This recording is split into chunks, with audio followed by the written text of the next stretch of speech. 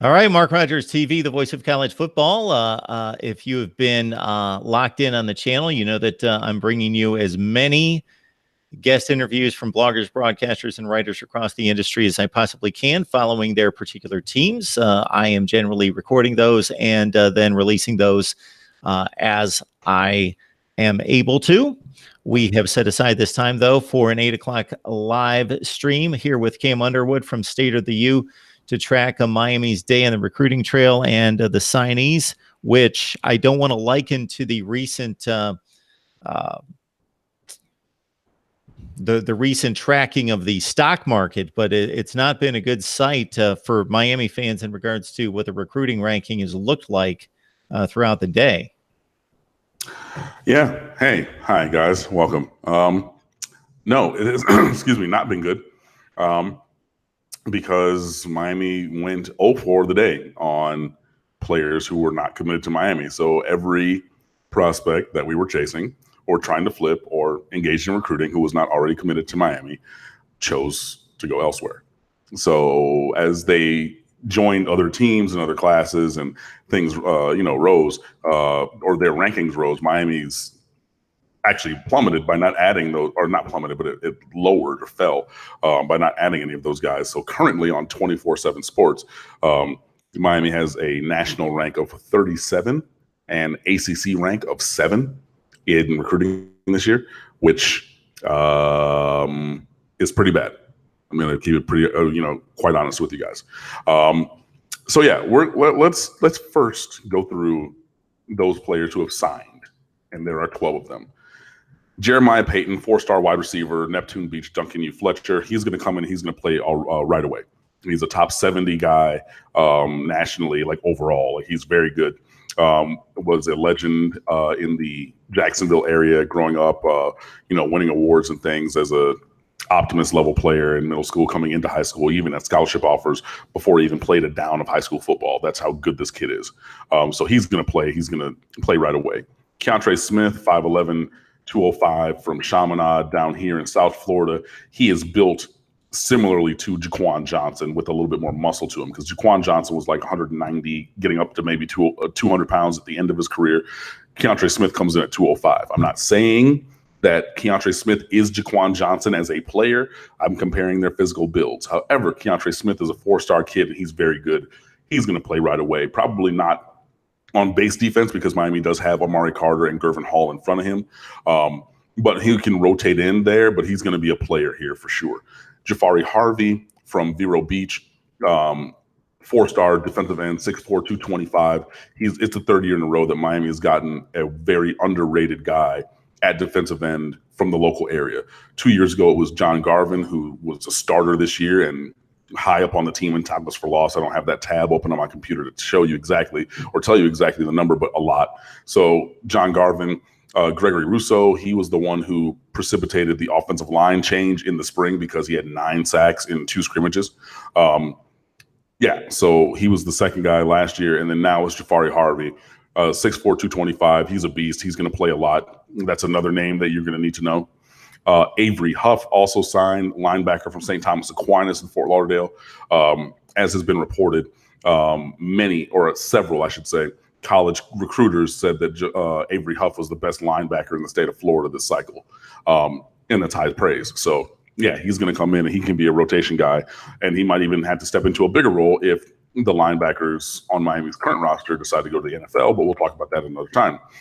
Corey Couch is an undersized corner, also from Chaminade. If you remember that name, that's Keontre Smith's teammate from the secondary. He's undersized at 5'9.5". They list him at 148 pounds, and I've seen him in person in games and camps. Like, Corey Couch is very thin. He's very lively built. He's like 150 pounds. He's tiny. But what he can do is lock you down. A great cover guy. He can play that role. It will be interesting to see moving forward with Trajan Bandy, who's 5'9", and to Corey Couch, who's 5'9", to see how much they can play together, just because that dearth of size will automatically give the offense an advantage, because most offenses are not running out, guys that small at wide receiver. They like to have a little bit more height. So it'll be interesting to see that. Jason Blissett from Brooklyn, New York, wants to be a federal agent when he grows up. and he's coming to Miami. He went to a private school for high school. He's coming to a private school for university. He's about 6'4", 270. He's your athletic kind of 3 technique, maybe a 5 technique defensive lineman. So your defensive tackle who moves and penetrates a lot. That's the Gerald Willis role. Before him, that was the RJ McIntosh role a couple of years ago. So he's going to come in and play that. Obviously, he's going to need to get a little bit bigger and stronger to play at the college level, but another 4-star. But that's the last 4-star that we have. Larry Hodges, 6'1" tight end. He's more of an H-back. You're going to have to move him around and try to utilize his athleticism to be the advantage for him just because he's only 6'1". But from Tampa Jesuit, and he can play. Like, he's athletic. He'll jump over you. He has good hands. He runs good routes. But, his versatility is a big factor. So you're going to have to lean on that versatility, kind of like, what NC State did with Jalen Samuels. I'm not saying you're going to run Larry Hodges as a single back like NC State did with Samuels, but that kind of versatility. He's outside one play, fullback one play, wing tight end, slot, just move him around a lot. That's going to be where he's going to be valuable. Samuel Brooks from Miami Northwestern. He's like 6'1", 6'1 and a half, 195-pound outside linebacker. He was a sack artist in high school because he's quicker than everybody else that was trying to block him and everything. But he's probably going to play actual linebacker in college. But he's a kid who tore his knee up at the end of his junior year pretty bad, tore ACL, MCL. But he's in this class, and he's a talented player. So he's one of your local guys who's like, underranked or, 3-star from South Florida who would be 4 or 5 stars from other places. That fits for Sam Brooks. Jalar Holly is 6'2", 280 defensive tackle from Beaufort, Georgia. That is the high school at which Jess Simpson, the defensive line coach, once had a legendary high school coaching turn. He did not coach Holly. Well, maybe Holly's freshman year, I want to say. Simpson coached Holly, or Holly was in the program because he didn't play varsity as a freshman. But he's coming down here, so obviously that relationship between where Jess Simpson once worked and where he currently works paid off for Miami. Jason Munoz from St. Thomas Aquinas. He's battled injuries in his career, but he's 6'3" and a half, 275, 280 pounds. He's going to play D-tackle here and grow into his body a little bit more. There was a picture from a visit that he took over the summer of Jason next to his father, and his dad's a big dude. So he has that frame to really blow up, muscularly. So that could be another lower ranked guy because he missed his junior year with a broken leg. So another kind of diamond in the rough, if you will. Ja'Kai Clark from Loganville Grayson in Georgia. He's the offensive center of the future. That's what he does, and he does it really well. He's a 3-star guy, but he's not going to really play right away, and that's fine. And then the biggest project of the class is Zion Nelson from Sumter, South Carolina. He was a 2-star recruit when he was committed to Appalachian State. He took a secret visit to Miami and then flipped, and all of a sudden, he signed with Miami. But he's 6'5", 240 pounds. He's a former basketball player, so he's very athletic. He can move around. He's very mobile and things like that. And he's actually more physical at the point of attack than you would think for a guy who was a basketball player and 6'5", 240. The thing about it is he just needs to get bigger and stronger. I mean, this is a 2 or 3 year down the line kind of take. I saw it on social media that said, okay, Zion Nelson has a size 17 foot, so he could, support his frame and he could grow into it and everything. But he looks like a wing player in basketball. He's built like Anthony Lawrence for those who are fans of the Miami basketball team. So, he really needs to add size and strength. And that's just plain and simple. So, it's going to probably take a couple years for that. So, Danny Isadora previously, who went to Cypress Bay and he played guard at Miami. He was another kid who had to reshape his body and add strength.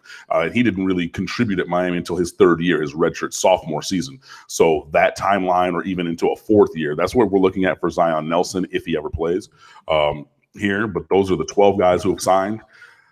The 2 who did not are JUCO punter Lewis Headley. He's the Australian dude who's 6'4", 245 and has tats like everywhere that there's visible skin, including like his neck and everything.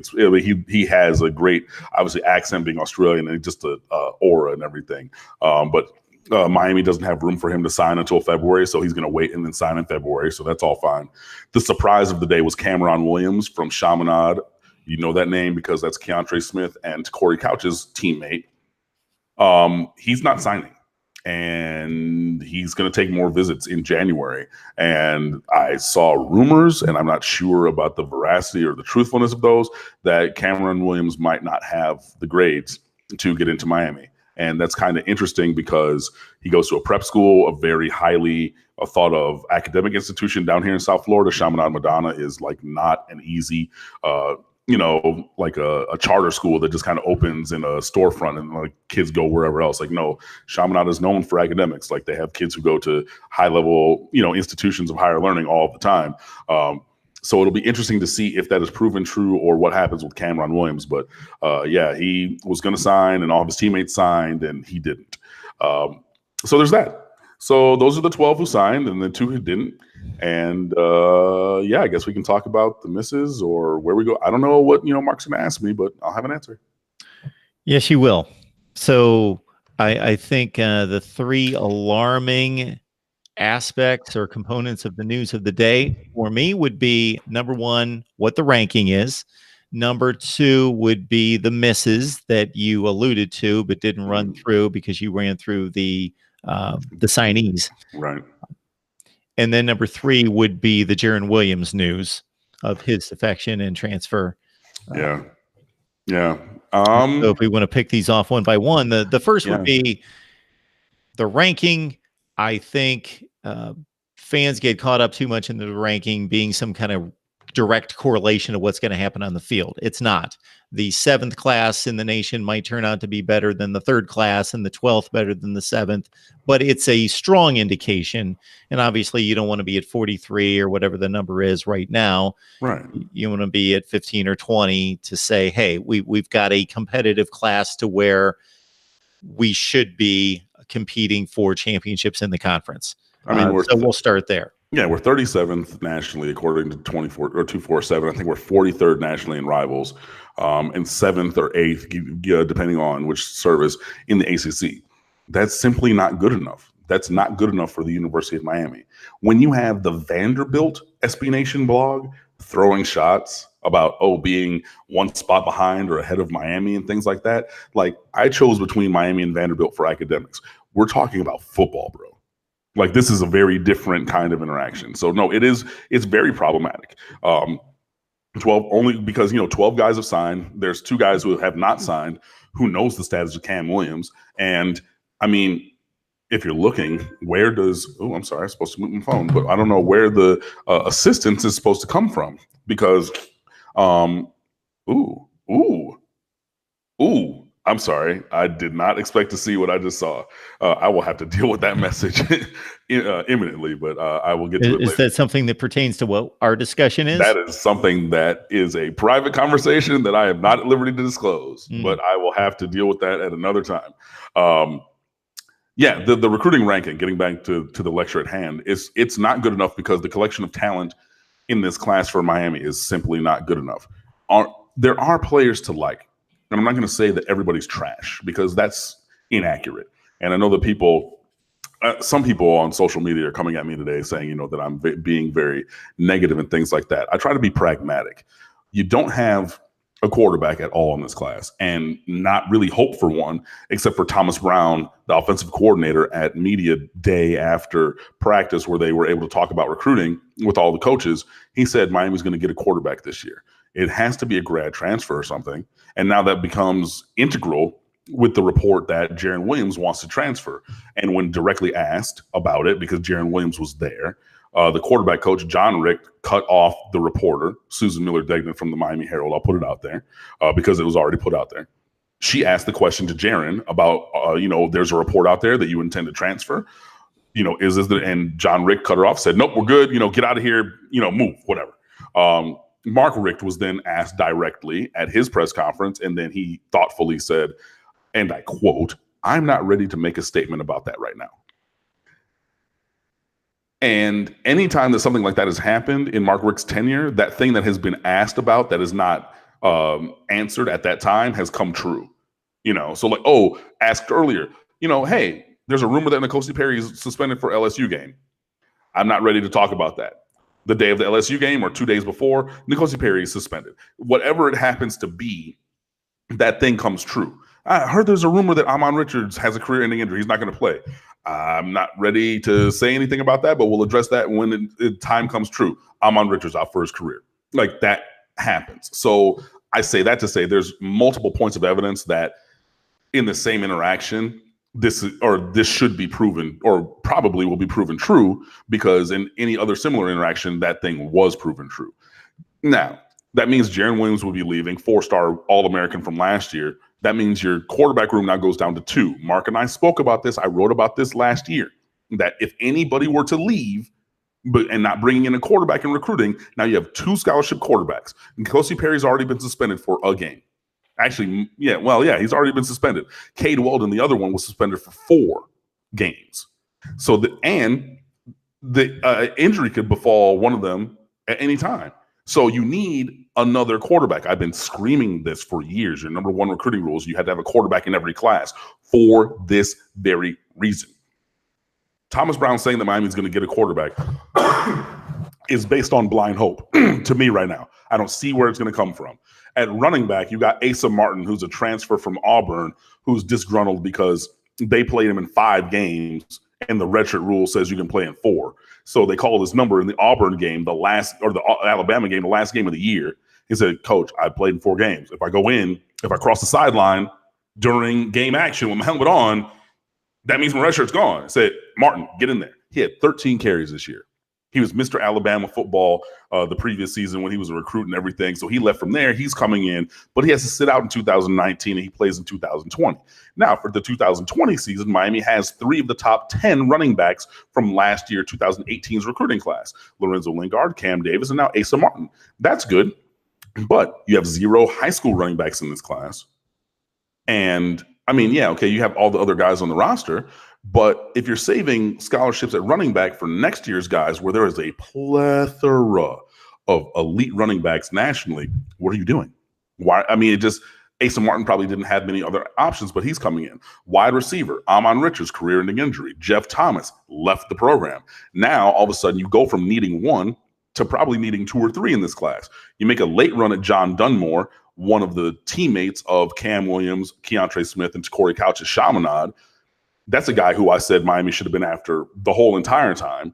Is he a superstar? No. Is he a high school All-American and probably a solid receiver in college? Yes. Miami can use that. Try to flip him. He signs with Penn State today. That's off. Jaden Hazelwood, everybody's number 1 All-American, number 1 wide receiver in America. There's reports now that he pimped Miami for the spot that he really wants to go to, which is looking like Oklahoma. So Miami thinks he's coming. Everybody thought he was coming, and it's probably that he played us to hide that he was going to Oklahoma. So now you have Jeremiah Payton as the only receiver in this class. Jeremiah Payton's really good. Jeremiah Payton's going to play from day 1 at Miami. Jeremiah Payton is only 1 man, though, and you need bodies at wide receiver. Tight end, you only have 1, Hodges, because you miss on Keon Zipperer from Lakeland. That's another miss. You miss on his teammate, Lloyd Summerall, who's a defensive end. It's just, if you run down the positions, there is not enough talent. The needs for this class were not met anywhere. And that's reflected in the ranking. You're talking about, and I'm going to click on it over here on 247, national ranking 37. I click on that and I scroll down when the window pops up because it, needs to scroll down and populate. Miami at 37 is fell to 38 as I clicked on that. These are the teams ahead of Miami directly. 33 is Missouri, 34 is Minnesota, 35 is Virginia, 36 is Baylor, 37 is North Carolina. Those are the teams around which Miami's recruiting ranking lies right now. There is no reason that should be the case. Minnesota has a better recruiting class currently signed than the University of Miami. What are we talking about? The recruiting ranking is not 100% emblematic of what's going to happen, but it is emblematic of the fact that there is not Miami caliber talent or enough Miami caliber talent coming onto the team, and with many needs and holes that I've been writing about for a long time, and not just a quarterback, but across the team, offensive line. You have 1 high school kid who's 3 years away from contributing, and you get Tommy Kennedy from Butler, the grad transfer. Now, Butler's going to come in. He's going to be the left tackle next year because he's the only guy that we have. But you need 4 to 5, maybe even 6 bodies to offensive line. You got Ja'Kai Clark also, the center. But he's not going to play next year. He's a 2 to 3 year guy. Excuse me. So you only have Tommy Kennedy, who has only 1 year left to play, to come in. That's not good enough. Like it's not good enough. And that's what that ranking shows. So if we want to be the Minnesotas of the world, where 7-5 is the requisite, and then 8-4 is a good season, maybe we beat a rival every once, every what? It was the Axe against Wisconsin. I'm pointing at the helmet that's behind you. Once in 15 years, where I watch my rival and they have the trophy for 15 years, and we finally beat them once in a blue moon. And we run across and we get the axe or the trophy or the war canoe or whatever it is once every 15 years. I'm not going once every 15 years, and that's how often we're beating Florida State. I'm not going once every 15 years, and that's how often we beat Virginia Tech. I'm not going once every 15 years, and that's how often we beat Florida. Well, I probably will, because Florida doesn't want to play us, so they only play us once every 15 years. But you get my point. We should not be in that caliber, and that's what's happening right now, and that's not good enough. Cam Underwood, State of the U. So I got to think that there's a healthy amount of information, insight, metrics for people to chew on over at State of the U. Oh, man. I mean, I have been home all day. Took the day off to quarterback the recruiting coverage. So, yeah, I wrote a bunch of stuff. I had notebooks for most of the players. I didn't get all of them finished because I was in a car accident yesterday in a pile up on the freeway. I'm fine. Yeah, so I tweeted that out yesterday. I might not do stuff, but I mean, I feel good enough. And I love doing this stuff, so I did it. I do have to finish some things, but I mean, I wrote about the misses. I wrote about the hits. I have a running tally of the day, like at what time things actually happened and things like that. So yeah, I mean, there's plenty to talk about, but especially the misses, man. I mean, it was 0 for the day. Yeah, it was just 0 for the day. Like anybody that we were after or trying to flip or anything, like John Dunmore, he signs with Penn State, and that's a kid that we were trying to flip. The Lakeland duo of Lloyd Summerall and Keon Zipperer, they actually made it a trio because they had a teammate, Dayavi Hammond, who's an offensive lineman. All three of them announced to Florida on ESPN. So, okay, Miami whiffs on that. You have Evan Neal, 5-star offensive lineman from IMG Academy. You've been chasing him for the longest time to come in and be your left tackle of the future. He said, thanks, but no thanks, against the push of his family, because his family are Miami Hurricanes fans. So they wanted him to come to Miami. He said, I'm going to make a business decision and go to Alabama instead. And you can't really fault that guy for that. Just everything that was possible or on the board as potentially possible went the opposite way for Miami. And, even when you add in things like, hey, Cam Williams, he's going to sign at the same ceremony as all of his teammates, including Dunmore, who signed, even though he signed elsewhere. And there were other kids from Chaminade who signed because Chaminade, 3A state champions, a loaded roster, things like that. He says, no, not going to sign, going to take other visits, which does not bode well. You have the report of Jaron Williams potentially transferring away, and then the cryptic answers, from the coaches to try to insulate the player. And I understand that they should be looking out for the player and things like that. But again, any instance that has been, reported and alleged as such ends up being true. And, with Mark Richt as the coach. So, yeah, I mean, it just wasn't good. I mean, and then the rumors or reports or scuttlebutt about Jaden Hazelwood probably going elsewhere. And you're banking on him, coming in, and things like that. Tyreek Stevenson, another superstar from down here, Miami Southridge, he was supposed to sign today and then announce at the All-American game on January 5th. He went to his signing day ceremony and said, I'm not going to sign today. I'm going to sign on Friday, which is the last day of the signing period. But I'm undecided. It's still between Georgia and Miami, but I don't know. And if he didn't sign today, coming off an official visit to Miami last weekend, that seems to be portending that he's going to go to Athens, like so many other guys, especially from down here that Miami's been chasing recently. So, I mean, it was whiff-a-palooza, like whiff after whiff after whiff. And I mean, sure, people wanted to fight with me and saying, oh, Dunmore's not a whiff because he was committed elsewhere.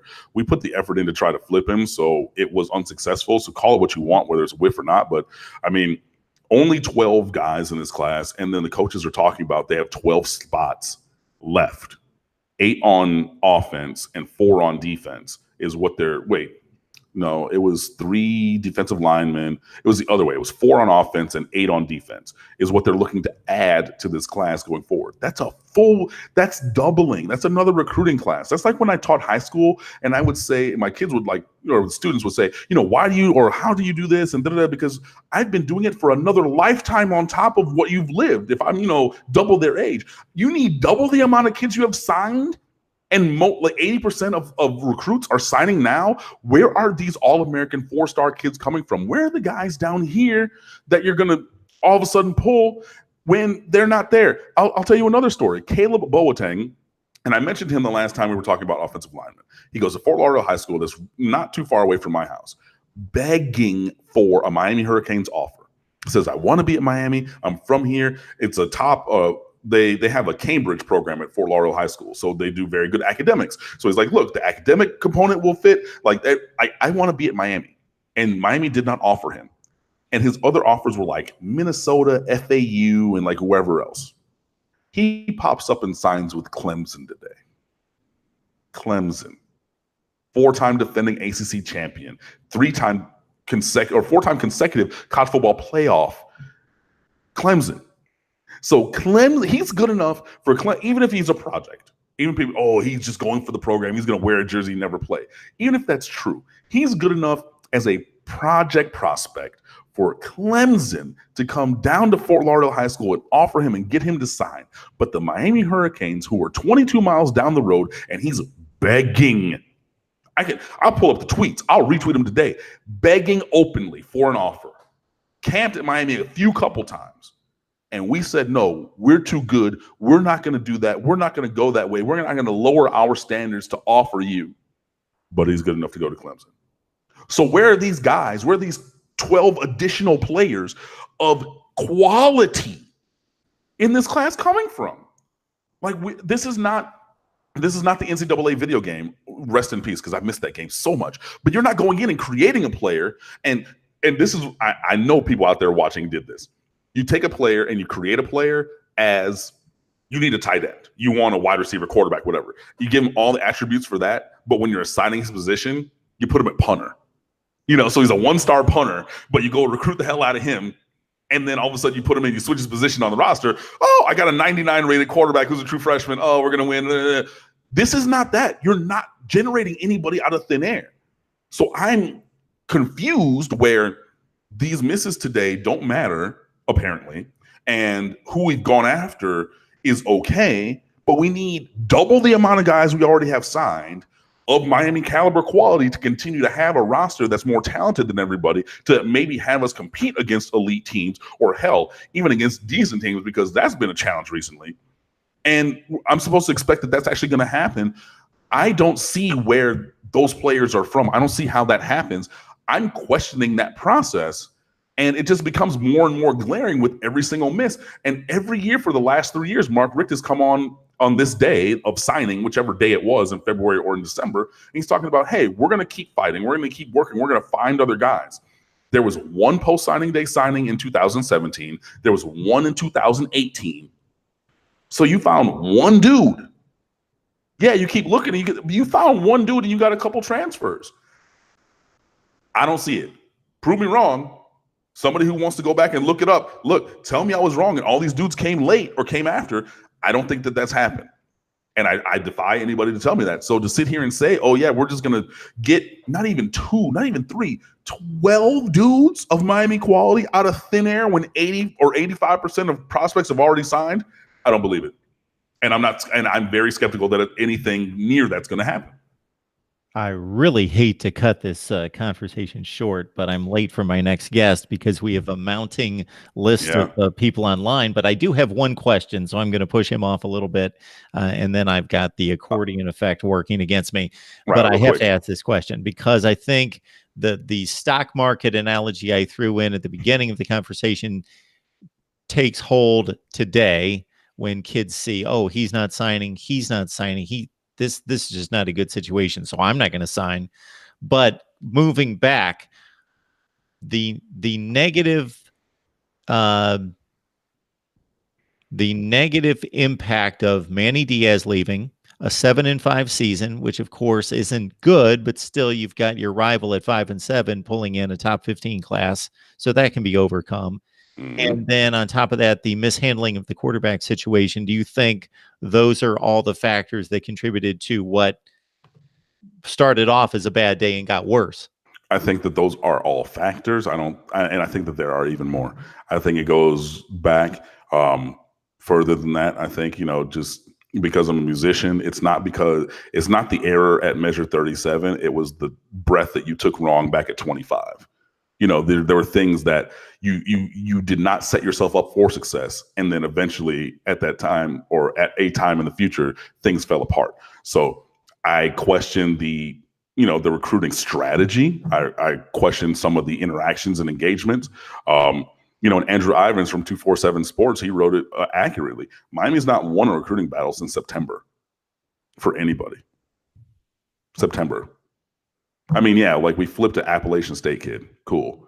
But like, where is any contested recruitment? I mean, Jarvis Brownlee was in this class, gone, and that was just because he wanted to leave. Like there's so many things. So like, did the quarterback mishandling affect it? Yes. Did Manny Diaz leaving affect things? I mean, more for the future, because that's more of the 2020 guys that decommitted, especially on the defensive side of the ball, 2020 and beyond. But I don't think that necessarily affected this current class, because most of the signees are on defense and a lot of them are good. Jafari Harvey, Keontre Smith, Corey Couch. There's a lot of good guys there. 5-7, obviously, but I think, 7-5, but I think that, there's chinks in the armor, and I think it's the way that the 7-5 went about. I think it's the way that the coaches, build relationships or try to do things. And Mark Richt talked about, like the silent commitment thing, where, we're, not going to take a commitment from another guy because this guy told us he was coming and blah, blah, blah. Like I don't think that there is a school in the country that gets pimped more than Miami. By that, I want to say, a kid will communicate with Miami, will commit to Miami, will engage Miami all the way along in whatever form or fashion with the specific intent to then leverage the Miami interest for the interest offer slot, whatever, for the school where they actually want to be. There's no school in America that has that happen to them more than Miami. And I think that's a culture thing. I think that comes from the top down, and that's really what needs to change. So, I mean, there are many different things that, lead into this issue. But yeah, I mean, the things that you mentioned, are those problems at the forefront? Yes. But I mean, there's a long laundry list of things that are wrong right now. And we're seeing them all kind of come together in a perfect storm of terrible for Miami. Well, I would love to have you back to talk the bowl game and the mounting comments and questions that come in. I see them on almost a daily basis and think, maybe have Cam on and just open up the mailbag and do a viewer comment response segment. Email me. Like I said, I don't have a car, so I'm not going to work for the next 2 days. And then, so I have plenty of time. So the next couple of days, if you want to get on, or some other time in the near future, probably tomorrow, Friday, that would be better. But yeah, just email me. We'll work it out and come back and do this some more. And then just screenshot some of those questions, because even if it's just a question and answer hour, I'll try to knock a bunch of them out. But either way, I'll be back. Thanks, Cam. Appreciate it. All right. See you guys. Have fun.